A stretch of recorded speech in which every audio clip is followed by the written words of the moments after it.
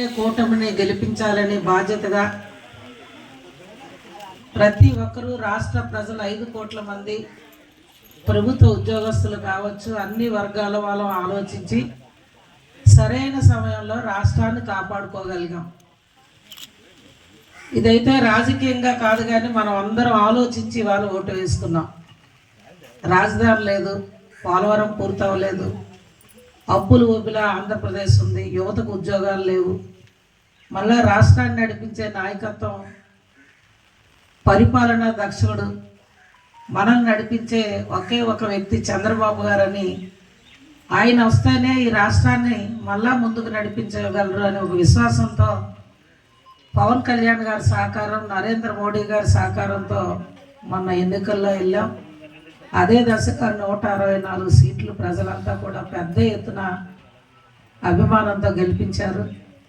మరి మన ఎస్కోట్కి వచ్చేసరికి కూడా మునుపెన్నడూ లేనంత మెజార్టీ 40,000 పైన మీ అందరి అభిమానంతో ఈ ఆడబిడ్డని నడిపించారు.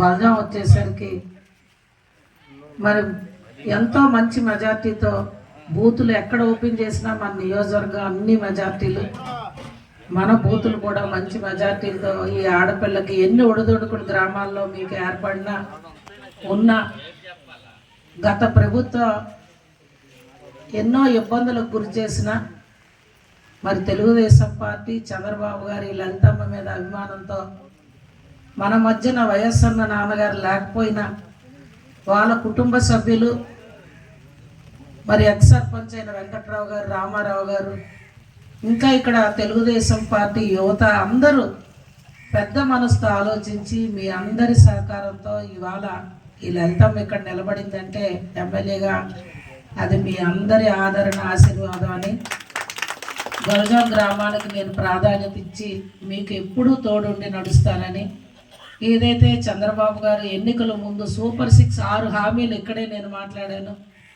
అందులో ప్రధాన అంశం పెన్షన్ పెంచి ఏప్రిల్ నెల నుంచే 3 నెలలు 1000 రూపాయలు, అలాగే 4,000 నేను పెన్షన్ పెంచి ఇస్తానని చంద్రబాబు గారు ముఖ్యమంత్రి గారు మాట ఇచ్చారు. అదే దశగా ఇవాళ లోటు బడ్జెట్ ఉన్న పెద్ద మనసుతో ఆలోచించి కేంద్ర సహకారంతో రాష్ట్రంలో ఈ 22 రోజుల్లోపే ఆదాయాన్ని పెంచి 4,500 కోట్ల రూపాయలు ఇవాళ ఈ పెన్షన్లు 70 లక్షల పెన్షన్లు ఇవాళ రాష్ట్రంలో మనం తీసుకుంటున్నాం. సుమారు ఇది చిన్న విషయం కాదు. వికలాంగులకైతే వాళ్ళకున్న అర్హతను బట్టి 6,000 నుంచి 15,000 వరకు ఇవాళ పెన్షన్ పెంచి చంద్రబాబు గారు పెద్ద మనసుతో ఆదుకుంటున్నారు. వృద్ధులకి 4,000 అంటే 3,000 పెరిగినది కలిపితే 7,000 ఈ నెల అందుకున్నాం. వితంతువులు అందుకున్నారు, ఒంటరి మహిళలు అందుకున్నారు, ఇంకా అనేక వర్గాల పెన్షన్లు ఇవాళ పెంచి ఇవాళ ఆదుకుంటున్నారు.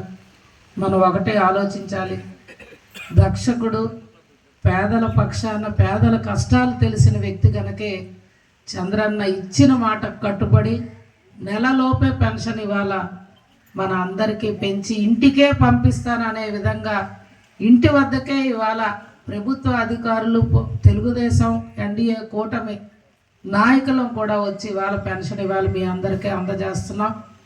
గత పాలన ఒక్కసారి ఆలోచిస్తే పెన్షను 1000 రూపాయలు పెంచుతానని మాయ మాటలు చేసి ఆ పెంచిన పెన్షన్ ఇవ్వడానికి 5 ఏళ్ళు పట్టింది. ఆలోచించండి, ఆయన ఎలా ఇచ్చాడో గత ముఖ్యమంత్రి.